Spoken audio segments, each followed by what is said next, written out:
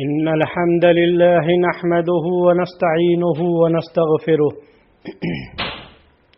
ونعوذ بالله من شرور أنفسنا ومن سيئات أعمالنا من يهده الله فلا مضل له ومن يضلله فلا هادي له وأشهد أن لا إله إلا الله وحده لا شريك له وأشهد أن محمدا عبده ورسوله يا أيها الذين آمنوا اتقوا الله حق تقاته ولا تموتن إلا وأنتم مسلمون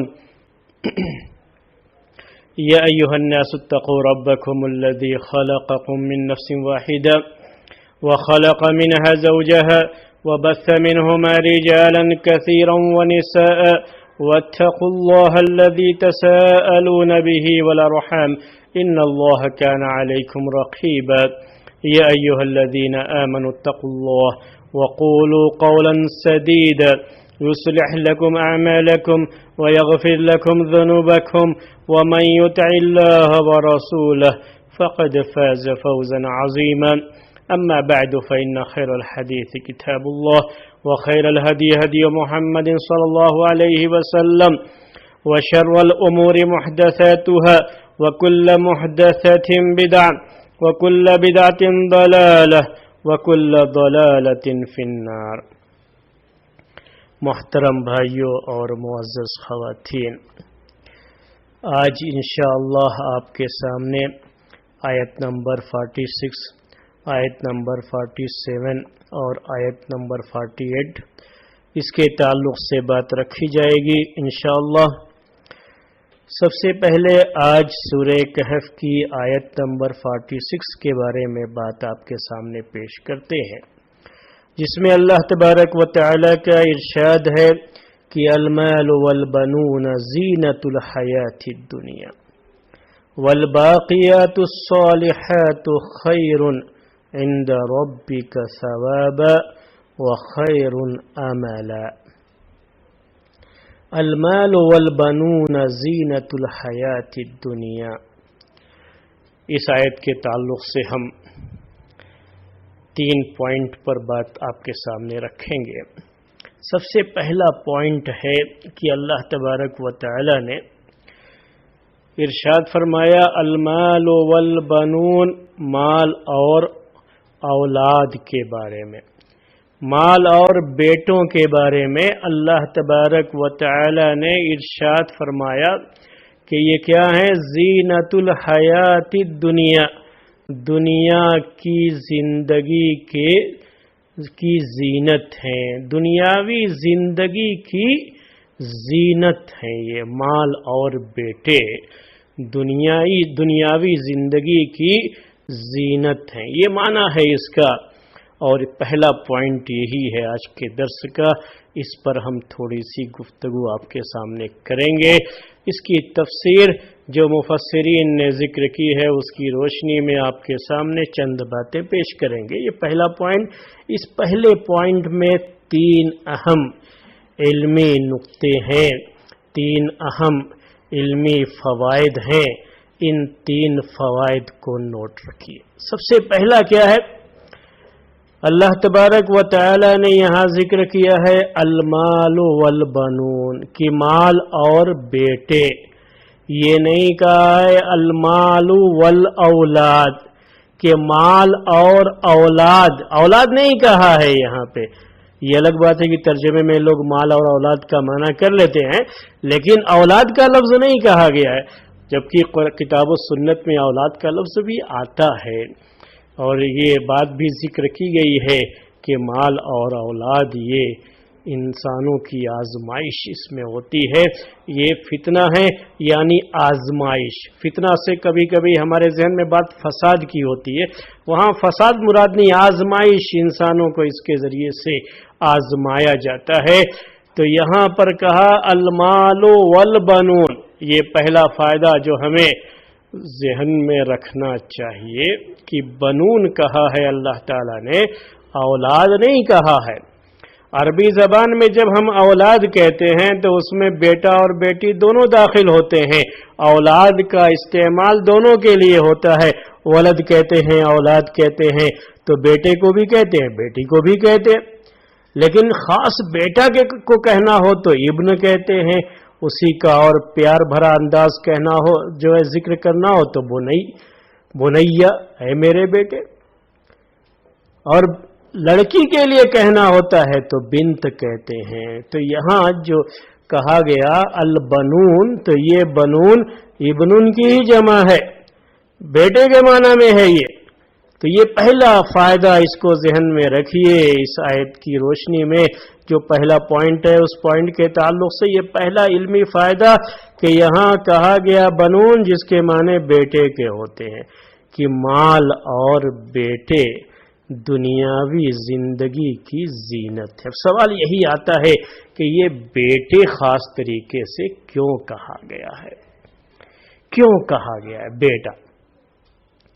کبھی عورتیں جو یہ درس سن رہی ہیں، ہماری بچیاں، ہماری بہنیں جو یہ درس سن رہی ہیں، کبھی یہ ان کے ذہن میں چیز آ سکتی ہے، کبھی کبھی بعض اظہار بھی کر دیتی ہیں بڑے غصے کے ساتھ کہ ارے یہ شریعت تو مردوں کی شریعت ہے، یہ صرف مردوں کی بات کرتے ہیں۔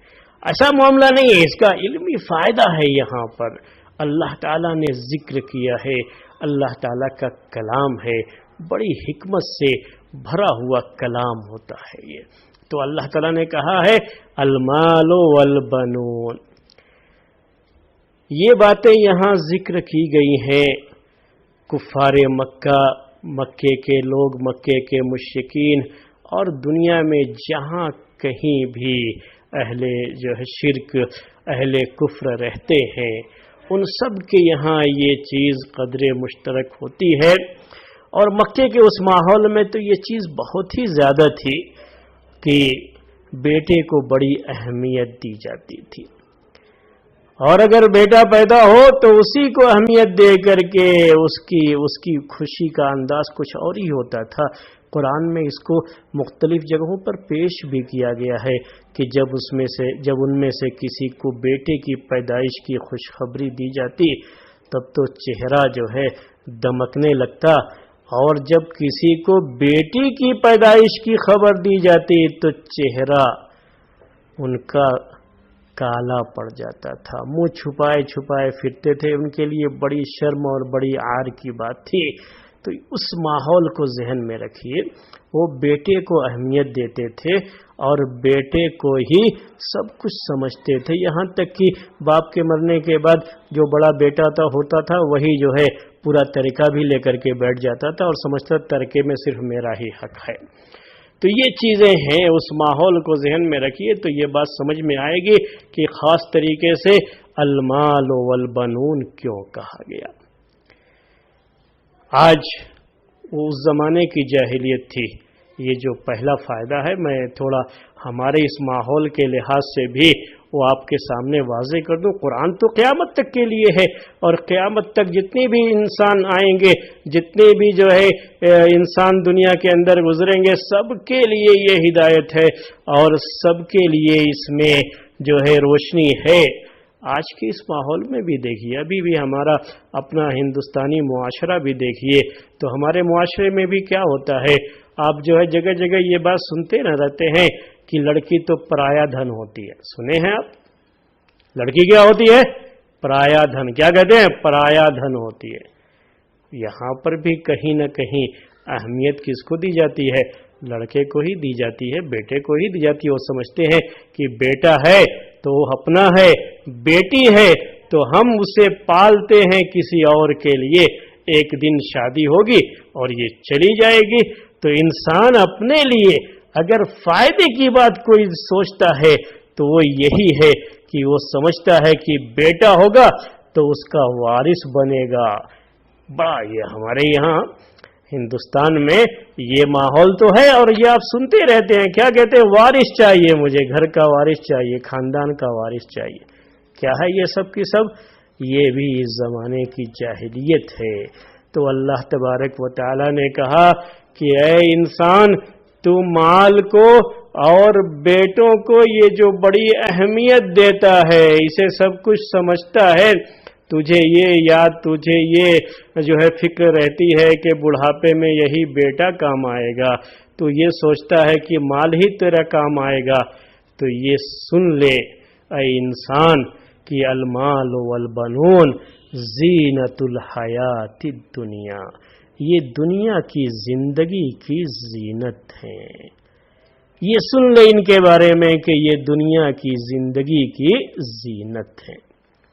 یہ پہلا علمی فائدہ آپ نے آپ کے سامنے ذکر کیا۔ دوسرا کیا ہے کہ یہاں لفظ کہا گیا ہے زینہ، زینت الحیات الدنیا۔ غور کیجئے گا، یہی سب چیزیں ہوتی ہیں قرآن میں غور کرنے کی، تدبر کرنے کی۔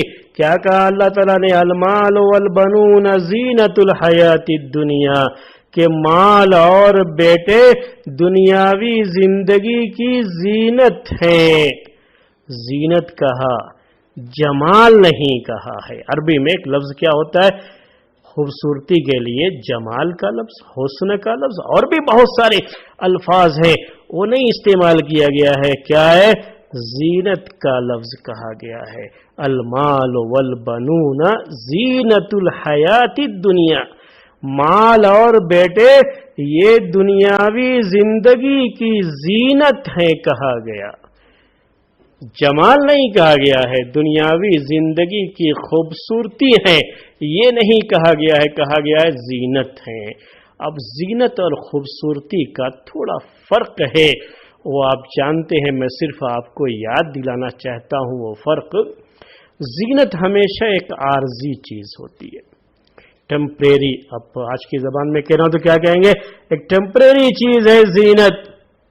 کہیں گھر سے باہر جانا ہوا تو اب ہمارے جو بہنیں سن رہی ہیں، جو ہے ہماری بیٹیاں سن رہی ہیں، ان سے میں یہ بات کہنا چاہتا ہوں کہ خاص طریقے سے عورتوں کو زیب و زینت کا، یہ جو ہے زیب و زینت اختیار کرنے کا ایک فطری جو ہے ان کے اندر جذبہ ہوتا ہے۔ اللہ تعالیٰ نے ان کو ایسا پیدا کیا ہے، تو جب انہیں کہیں باہر جانا ہوتا ہے تو کیا ہے؟ زینت اختیار۔ جب زینت اختیار کرتی ہیں، اور مرد بھی زینت اختیار کرتے ہیں، مرد بھی اختیار کرتے ہیں۔ آج کل تو مردوں کا معاملہ بھی ایسا ہی ہو گیا ہے کہ انہیں اپنی مردانگی سے زیادہ زینت کا خیال رہتا ہے۔ تو یہ معاملہ زینت کا، زینت کیا ہے؟ ایک ٹیمپریری چیز ہے۔ بیوٹی پارلر چلے گئے، یہ مطلب نہ سمجھے کہ بیوٹی پارلر جانا ہم جائز کہہ رہے ہیں، ایسا نہیں۔ میں ایک مثال دے رہا ہوں آپ کو کہ کہیں پارٹی میں جانا ہے تو کیا ہے؟ بیوٹی پارلر جا کر کے اچھا بن سنور کر کے جا رہے۔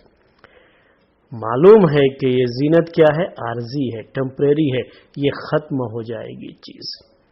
تو ہمیشہ زینت کے بارے میں یاد رکھیے کہ زینت یہ ایک ٹیمپریری چیز ہوتی ہے جو اصل پیدائش سے تعلق نہیں رکھتی ہے، بلکہ یہ اوپر سے چیز لگائی جاتی ہے جسے بعد میں اتار دیا جائے گا، اس طریقے سے وہ چیز ختم ہو جائے گی۔ زینت کیا ہے؟ کیا ہے زینت؟ یہ زینت اصل پیدائش سے تعلق نہیں رکھتی ہے۔ یہ چیز جو ہے زیورات پہنتے ہیں زینت کے لیے، تو زیور اتار دیا، تو اصل اس سے تعلق نہیں ہوتا ہے اس کا کہ یہ جیسے ایک خوبصورتی ہے، ایک عورت بڑی خوبصورت ہے، ایک مرد بہت خوبصورت ہے، ایک انسان بہت خوبصورت ہے، تو اس کی خوبصورتی یہ پیدائشی ہے۔ وہ گھر میں ہے تب بھی ویسے ہی ہے، باہر ہے تب بھی ویسے ہی ہے، کچھ پہنے تب بھی، نہیں پہنے زیور تب بھی۔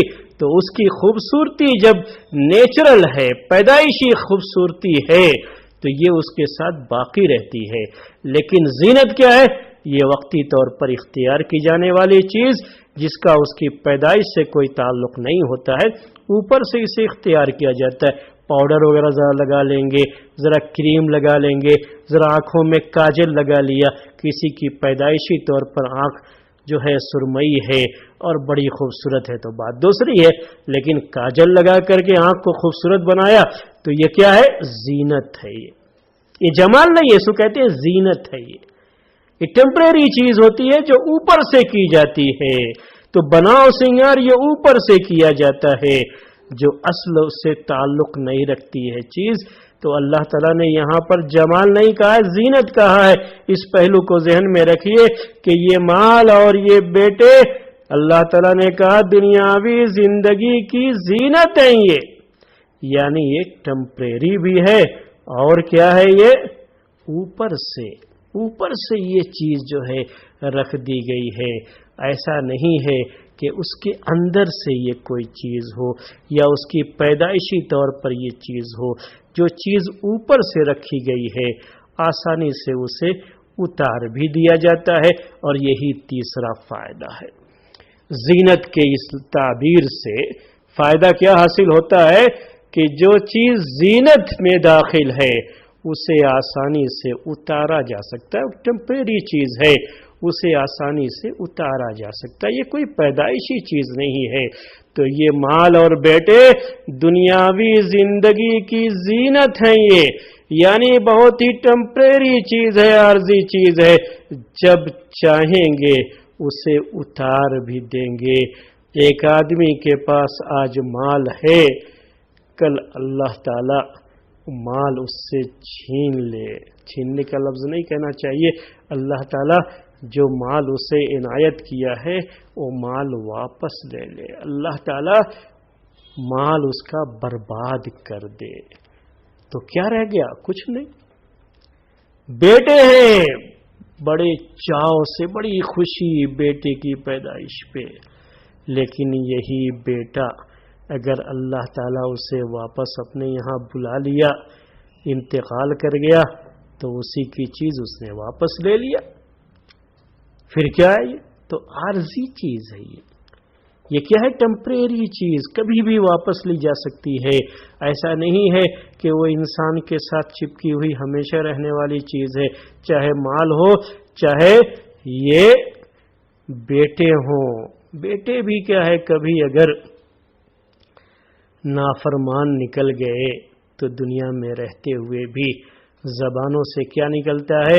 حالانکہ یہ کہنا نہیں چاہیے, لیکن ہماری مائیں بہت اس طرح کے جملے کہہ جاتی ہیں کہ ایسی اولاد سے تو اولاد نہ ہونا بہتر ہے. ایسے جملے نکلتے ہیں زبان سے, میں کہنا چاہ رہا ہوں.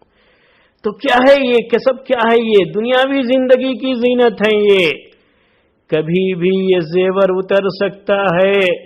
یہ زیور ہے, یہ کبھی بھی یہ اتر سکتا ہے. یہ زینت ہے, یہ اوپر کی چیزیں ہیں, کبھی بھی یہ اتر سکتی ہیں. ایک پہلو اور بھی آخر میں پیش کر دوں کہ تھوڑی دیر کے لیے مان لیجئے کہ ایک آدمی کا مال اور اس کے بیٹے, جس کے بارے میں انسان یہ سمجھتا ہے کہ وہ اس کے کام آنے والا ہے, اس کے لحاظ سے بیٹوں کا یہاں ذکر, تو میں بار بار وہی لفظ کہہ رہا ہوں. اگر تھوڑی دیر کے لیے مان لیجئے کہ یہ زینت اس کی زندگی بھر اس کے ساتھ رہ جائے, مال ہمیشہ رہ گیا اس کی زندگی میں, برباد نہیں کیا گیا, اور اللہ تعالیٰ نے واپس نہیں لیا مال اس سے دے کر کے, اور بیٹے بھی بڑے اچھے, بیٹے بھی بڑے اچھے, اور سب کی سب زندہ رہے اس کی زندگی میں. لیکن کب تک یہ, کب تک اس کے ساتھ؟ جب تک دنیا میں اس کی زندگی ہے.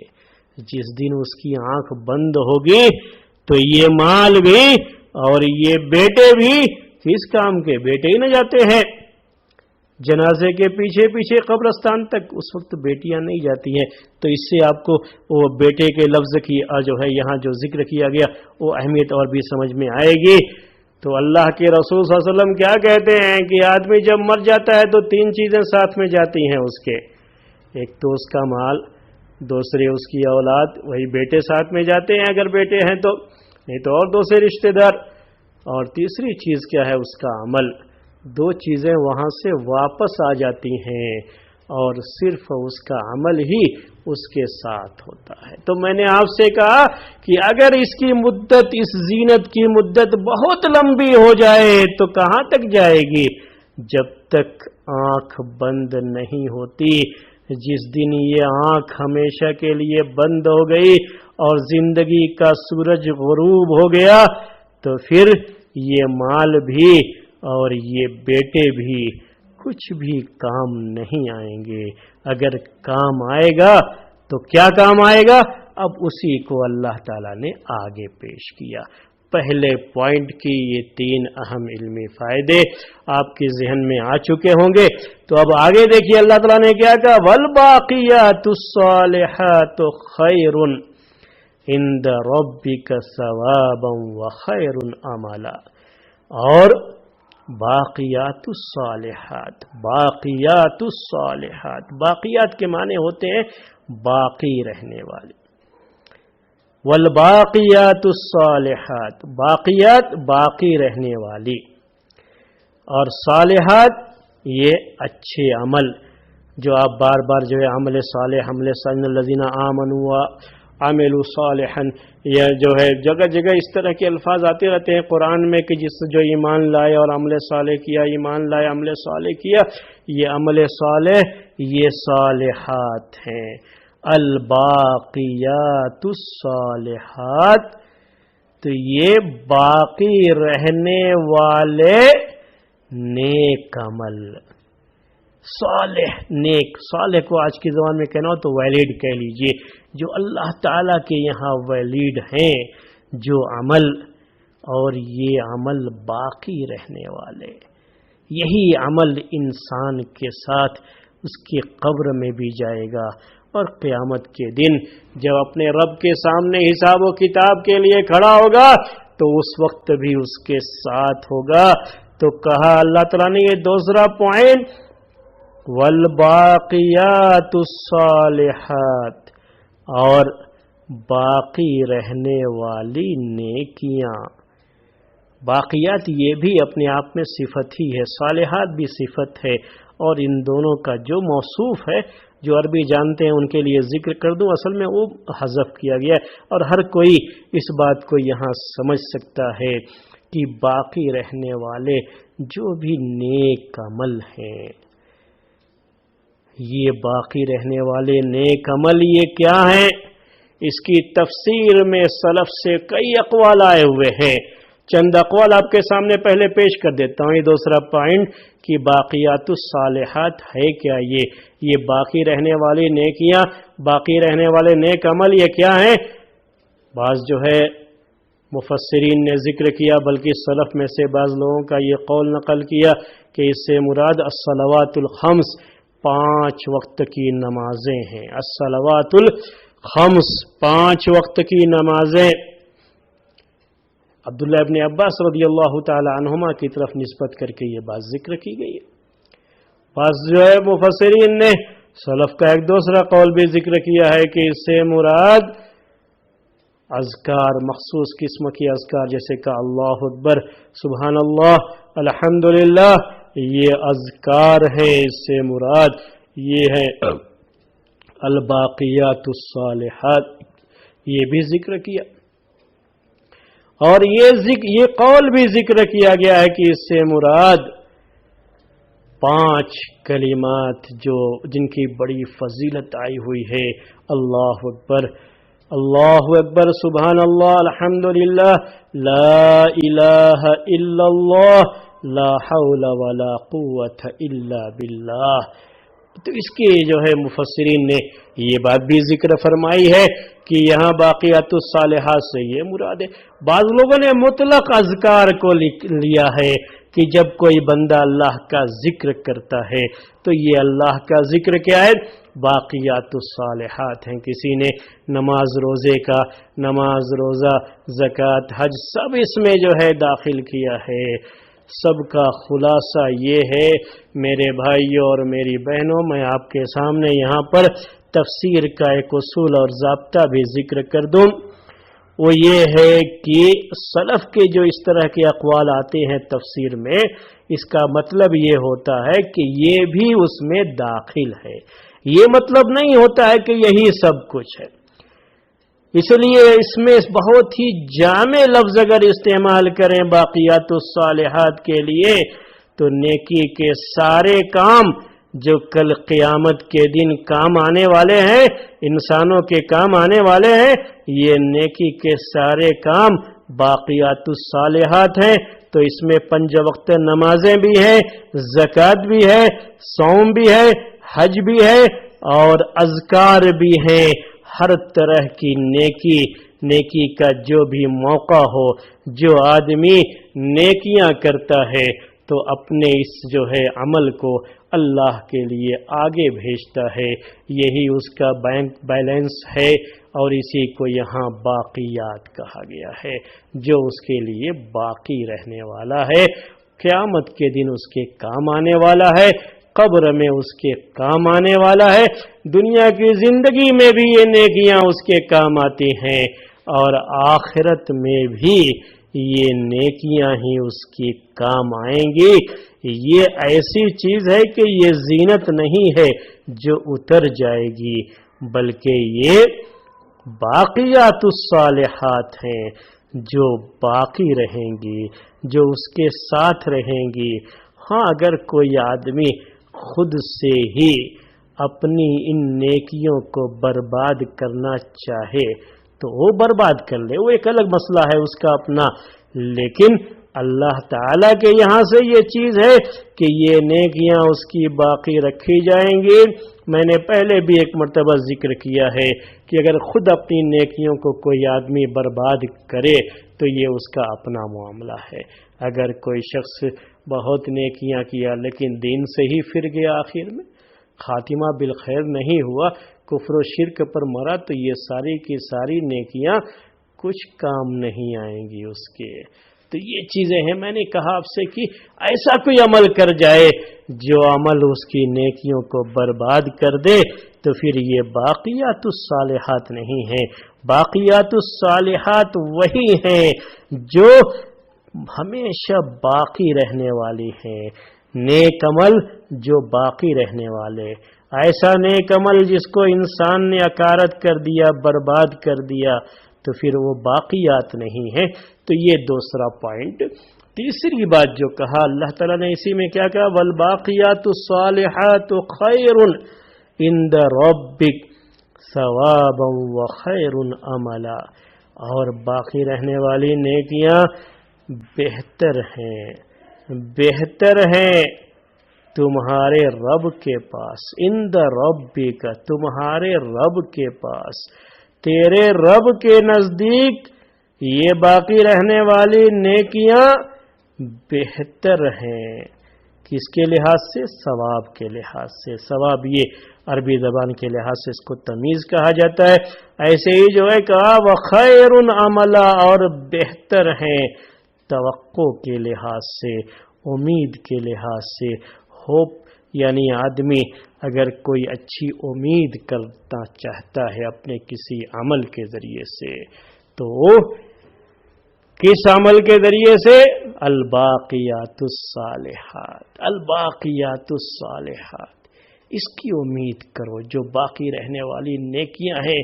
اگر دنیا میں ایسی کوئی نیکی کی ہے تو امید کرو کہ اللہ تعالی اس نیکی کو باقی رکھے، ثابت رکھے، اور کل قیامت کے دن اس کا فائدہ ملے، قبر میں اس کا فائدہ ملے، اور قبر میں اس کا سایہ ہو۔ تو یہ بڑی اہمیت کی چیز ہے ایک انسان کے لیے۔ تیرے رب کے پاس، تیرے رب کے نزدیک یہی بہتر ہے، ثواب کے لحاظ سے بھی اور امید کے لحاظ۔ ثواب کے لحاظ سے کیا ہے؟ اللہ تعالیٰ اس کا بہترین اجر دے گا، اور یہ کہ امید بھی کر سکتے ہو، امید کر سکتے ہو، توقع کر سکتے ہو کہ میں نے یہ نیکیاں کی ہیں، اللہ تعالیٰ ان نیکیوں کا بہتر سے بہتر اجر مجھے دے، اور اپنی رحمت سے ان نیکیوں کی وجہ سے اللہ تعالیٰ مجھے جنت میں داخل فرمائے۔ امید کر سکتے ہو، امید کے لیے بھی، امید کے لحاظ سے بھی، اور اسی طریقے سے ثواب کے لحاظ سے بھی یہ باقی رہنے والی نیکیاں تیرے رب کے پاس یہی بہتر ہیں۔ انسانوں کو نصیحت کی گئی ہے۔ آپ جب پڑھتے ہیں تو پڑھتے ہوئے یہ سمجھیے کہ اللہ تعالی ہمارا رب ہم سے یہ کہہ رہا ہے، یہی اہم چیز ہوتی ہے پڑھتے ہوئے یہ تصور قائم کرنا۔ ورنہ یہاں جو کہا گیا عند ربک، تیرے رب کے پاس، تو ظاہر سی بات ہے کہ اس سے مراد اللہ کے رسول صلی اللہ علیہ وسلم ہیں، لیکن ہر پڑھنے والا اسے یہ تصور کرنا چاہیے کہ اس کا رب اس سے کہہ رہا ہے، یہ اس کے رب کا کلام ہے، اور اس کا رب اس سے کہہ رہا ہے کہ مال اور بیٹے دنیاوی زندگی کی زینت ہیں، اور باقی رہنے والی نیکیاں یہ تمہارے رب کے پاس، یعنی اللہ تعالی ہم سے کہہ رہا ہے، جب پڑھیں تو یہ سمجھیے کہ آپ سے کہہ رہا ہے کہ آپ کے رب کے پاس، تمہارے رب کے پاس یہ باقی رہنے والی نیکیاں ثواب کے لحاظ سے بھی اور توقع اور امید کے لحاظ سے بھی بہتر ہیں۔ یہ پوری آیت کی تفسیر ہم نے آپ کے سامنے پیش کی۔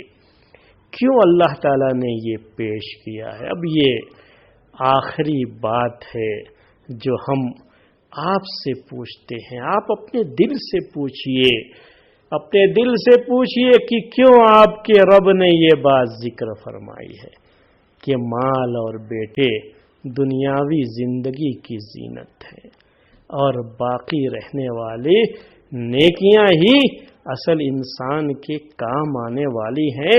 یہ کیوں ذکر کیا ہے اللہ تعالیٰ نے؟ کیوں ذکر کیا ہے؟ اس کے ذکر کرنے کا کیا فائدہ؟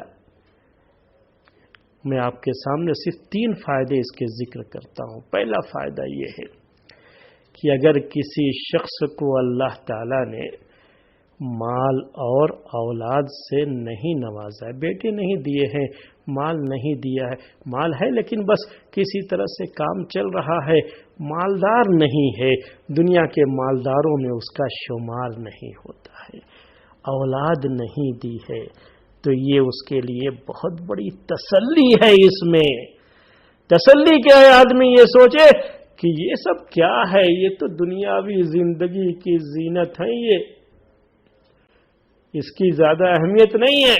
اب مجھے چاہے مال نہیں ملا ہے، بیٹا نہیں ملا ہے، لیکن نیکیاں کرنے کے اللہ تعالیٰ نے مجھے جو مواقع نصیب فرمائے ہیں تو میں باقی رہنے والی نیکیاں کروں، کیونکہ یہی تو اصل میں کام آنے والی ہیں۔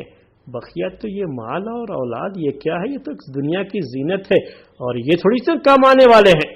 تو یہ اس کو تسلی ہوتی ہے، تسلی ہوتی ہے، بہت بڑا فائدہ یہ۔ دوسری بات کیا ہے کہ اگر کسی کو اللہ تبارک و تعالی نے نوازا ہے مال سے، بہت مال سے نوازا ہے، مالداروں کی صفوں میں اسے کھڑا کیا ہے، اولاد سے نوازا ہے، بیٹوں سے نوازا ہے، تو اسے اللہ تعالیٰ کا شکر گزار بننا چاہیے اور یہ سمجھنا چاہیے کہ یہ مال اور یہ اولاد جو اللہ نے اسے عطا کیا ہے، یہ مال اور اولاد کہاں کس انداز سے اس کو برتاؤ دنیا میں ہونا چاہیے ان کے تعلق سے کہ یہ باقیات الصالحات بنے، مال ایسی جگہوں پہ خرچ ہو جو کل قیامت کے دن اسے اپنی نیکیوں کے میزان میں نظر آئیں، نیکیوں کے ترازو میں نظر آئیں۔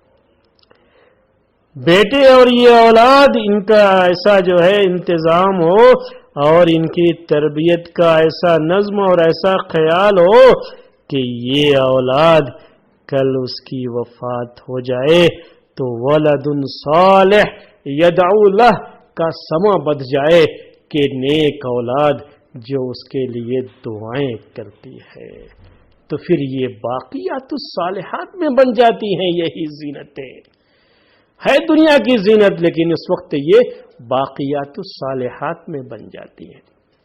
تیسری جو ہے اہم چیز، تیسرا اہم جو ہے فائدہ اس کا کہ المال والبنون زینت الحیات الدنیا، کہ مال اور اولاد دنیا کی زندگی کی زینت ہے۔ اگر یہ چلے جائیں، کسی کو اللہ نے دیا تھا لیکن واپس لے لیا، اس کی اپنی چیز ہے، اولاد دیا اسے واپس لے لیا، وفات ہو گئی، تو اسے صبر آتا ہے کہ یہ چونکہ دنیا کی زندگی کی زینت ہے اور زینت تو اتر ہی جاتی ہے۔ زینت کا مطلب ہی یہی ہوتا ہے کہ زینت کے سامان اتار دیے جاتے ہیں۔ اس طریقے سے اللہ تعالیٰ نے یہ زینت دی تھی اور پھر زینت یہ اتار دی ہے، ہمارے اوپر سے یہ زینت اتر گئی ہے، تو کوئی بات نہیں، زینت تو ہوتی ہی ہے اترنے کے لیے، تو اسے صبر آتا ہے۔ جب یہ ذہن میں بیٹھا لے کہ المال والبنون زینت الحیات الدنیا والباقیات الصالحات خیر عند ربک ثوابا وخیر عملا۔ یہ ہلکی سی جو تفسیر ہم نے آپ کے سامنے پیش کی ہے، اس تفسیر کے بعد آپ اس آیت کو پڑھتے رہیے تو دیکھیے کتنا لطف آتا ہے آیت کو پڑھنے میں۔ اسی پر آج کا درس ختم کرتے ہیں۔ سبحانک اللہم و بحمدک، اشہد ان لا الہ الا انت، استغفرک و اتوب الیک۔